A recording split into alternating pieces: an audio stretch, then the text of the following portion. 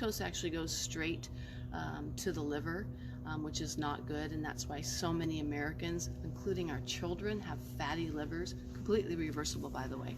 So anyway, when you're eating processed sugars, the number one thing is when you're eating processed sugars and refined grains like rice, pasta, breads, things that are refined, they've been stripped of all the fiber, they've been stripped of all the nutrients.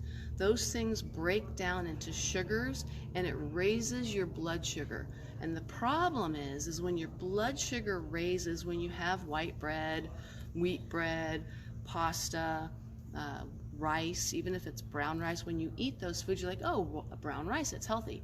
But it breaks down because it's been stripped of all of its fiber and nutrients. It breaks down into sugar. And when sugar raises, what happens? What have I taught you? What have I been shouting from the rooftops? What is my book all about?